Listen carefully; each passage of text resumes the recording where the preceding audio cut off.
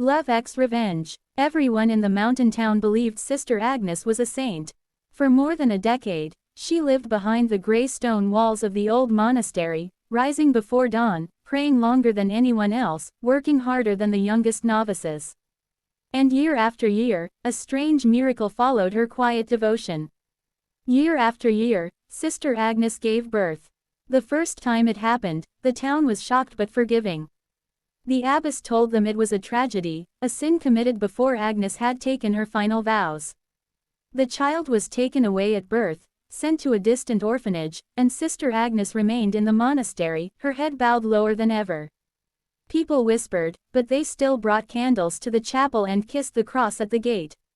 Then it happened again, and again. Every 2 or 3 years, Sister Agnes's body swelled beneath her loose habit, and every time the monastery bells rang softly in the night when the child was born. No man was ever seen entering her cell. No lover was named. The abbess always had an explanation ready: temptation, weakness, God's punishment, God's mercy. The children disappeared before dawn, and the town learned to look away. Some even began to call it holy. They said Agnes bore the burden of sin so others could remain pure. They said her suffering was a form of prayer. Agnes herself never spoke. Her eyes, once bright, grew dull and shadowed. Each birth took something from her. Each child left behind a deeper silence. By the time she was nearing 40, her body thin and exhausted, the town expected it.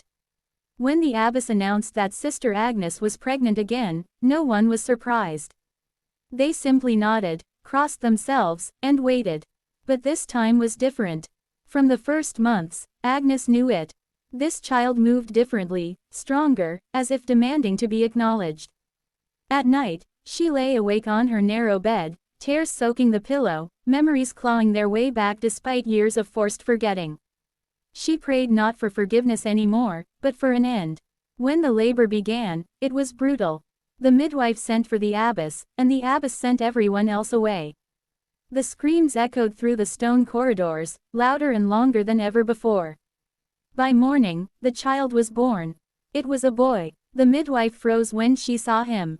The abbess went pale, because the boy had a mark on his shoulder, a dark, unmistakable symbol shaped like a twisted key.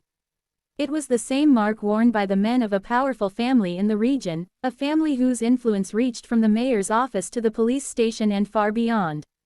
The abbess ordered silence, but secrets rot when they're buried too long. Agnes survived the birth, barely. When they placed the child beside her, something in her finally broke. She pulled him close, kissed his forehead, and for the first time in years, she spoke. "He will not disappear," she whispered. "Not this one." The abbess hissed at her to be quiet, reminding her of her vows, of shame, of consequences. Agnes looked up, her eyes suddenly clear, burning with a strength no one had seen before. "You already took everything from me," she said. "I will not give him too." The abbess left the cell in fury. By evening, word spread that the child would be taken away as usual. But the whispers moved faster this time. Someone had seen the mark. Someone had remembered where they'd seen it before. A young woman from the town, whose sister had vanished years earlier after being sent to help at the monastery, began asking questions. Then another, and another. Stories surfaced, half forgotten, long dismissed as madness or grief. Girls sent to the monastery for discipline. Girls who returned broken. Girls who never returned at all. The truth, once cracked, split wide open. The monastery had not been a place of holiness for everyone. Behind the prayers and rituals, powerful men came at night. Men who donated generously. Men whose sins were washed away with silence. The abbess had been their guardian, their shield. And Sister Agnes had been their prisoner. She had been forced, threatened, beaten into obedience. Each pregnancy was proof not of weakness, but of captivity. Each child a living sin the monastery erased to protect itself. The last child could not be erased. The mark on his skin tied everything together. It named a father who could not be denied. When the authorities finally arrived, it was not out of justice, but fear. The town was restless. The story had spread beyond the mountains. Journalists came. Old records were dug up. Adoption papers led nowhere. Money trails led everywhere. The abbess was arrested. Several respected men vanished before they could be questioned. Some were later found dead. Some were never found at all. Agnes was taken to a hospital, thin as a shadow, her body scarred in ways no one wanted to count. She held her son constantly, as if afraid he would be taken from her even now. For the first time, she told her story. She spoke of locked doors and silent corridors.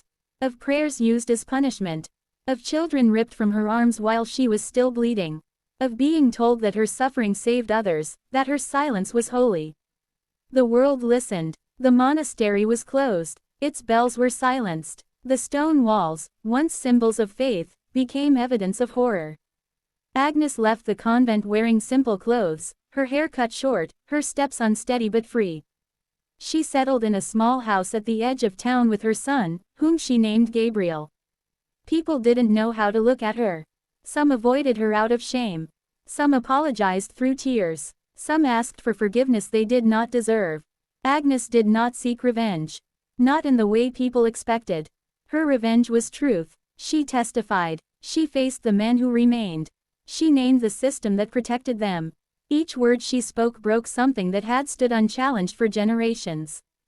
And her son grew. As Gabriel learned to walk, then to speak, the mark on his shoulder faded, stretching and changing as his body grew. It became less a symbol of his father and more a reminder of where he came from. One evening, years later, Agnes stood outside her house, watching the sun dip behind the mountains. Gabriel ran toward her, laughing, alive, undeniable. She knelt and held him, breathing him in. For years, they had hidden the truth behind stone walls and holy words. They had believed silence was stronger than justice. They were wrong, because the last child did not just reveal the truth. He ended it.